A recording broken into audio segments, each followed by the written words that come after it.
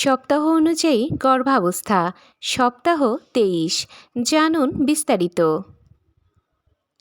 আজকে আমরা জানব গর্ভাবস্থার ২৩তম সপ্তাহে বেবির বৃদ্ধি ও নড়াচড়া, মায়ের শরীরের পরিবর্তন, কোন লক্ষণগুলো স্বাভাবিক, কী খাবেন আর কি খাবেন না।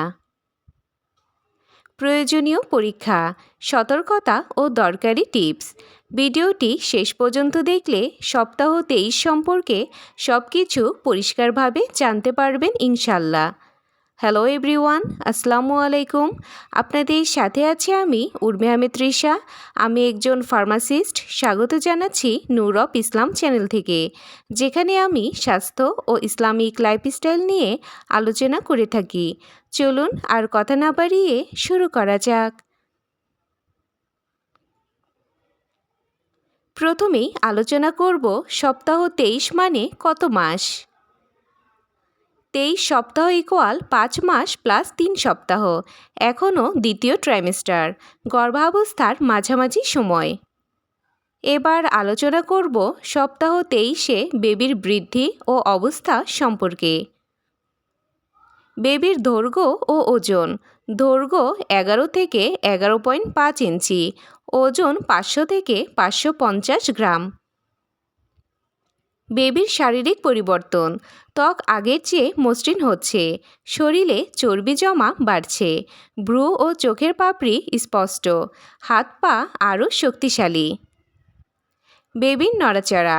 নিয়মিত ও শক্ত নড়াচড়া, লাথি, ধাক্কা ও মোচড়ের অনুভূতি, দিনের কিছু সময় বেশি নড়াচড়া। বেবির অঙ্গপ্রত্যঙ্গের উন্নতি।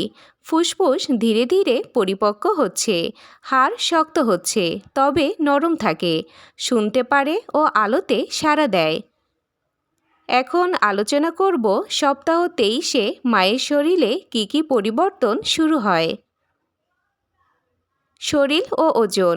পেট আরও বড় ও ভারী, গড়ে ৫ থেকে ৮ কেজি ওজন বৃদ্ধি, চলাফেরা কিছুটা কষ্টকর।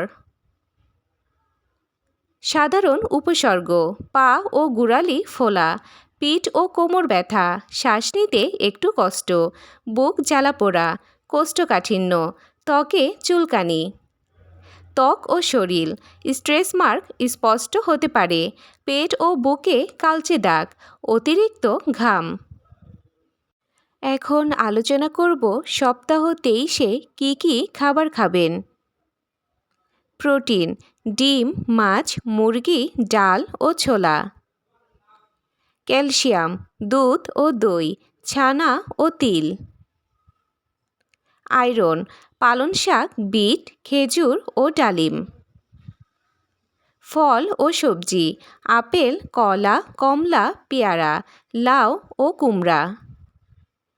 পানি: দিনে ৮ থেকে ১২ গ্লাস পানি পান করুন, ডাবের পানি উপকারী। এখন দেখে নেওয়া যাক কোন খাবারগুলো অবশ্যই এড়াতে হবে। কাঁচা ডিম, কাঁচা মাছ, অতিরিক্ত ঝাল, অতিরিক্ত ভাজা পোড়া, সফট ড্রিঙ্কস, কফি অথবা এনার্জি ড্রিঙ্কস। এখন আলোচনা করব সপ্তাহ ২৩-এ প্রয়োজনীয় পরীক্ষাগুলো কী কী। রুটিন চেক আপ, রক্ত পরীক্ষা, ইউরিন পরীক্ষা, বিপি ও ওজন চেক। এখন আলোচনা করব কখন অবশ্যই ডাক্তারের কাছে যাবেন। যদি তীব্র পেট ব্যথা, রক্তপাত, জ্বর, হঠাৎ বেবির নড়াচড়া কমে যাওয়া, খুব বেশি ফোলা বা মাথাঘোরা থাকে। এবার আলোচনা করব জীবনযাপন ও দরকারি টিপস। বাম কাতে ঘুমান, ভারী কাজ করবেন না, হালকা হাঁটাহাঁটি করুন, আরামদায়ক পোশাক পরুন, মানসিক চাপ এড়িয়ে চলুন। এখন দেখে নেওয়া যাক সপ্তাহ ২৩ সম্পর্কে সাধারণ কিছু প্রশ্ন ও উত্তর। সপ্তাহ ২৩-এ বেবির নড়াচড়া কম হলে কি সমস্যা? কিছু সময় কম লাগতে পারে, তবে দীর্ঘ সময় না পেলে ডাক্তারের সাথে যোগাযোগ করুন। এই সময় সহবাস কি নিরাপদ? জটিলতা না থাকলে সাধারণত নিরাপদ, তবে ডাক্তারের পরামর্শ অবশ্যই জরুরি। আজকের ভিডিওতে আমরা জানলাম গর্ভাবস্থার সপ্তাহ 23 সম্পর্কে বিস্তারিত। ভিডিওটি ভালো লাগলে লাইক, কমেন্ট ও শেয়ার করবেন।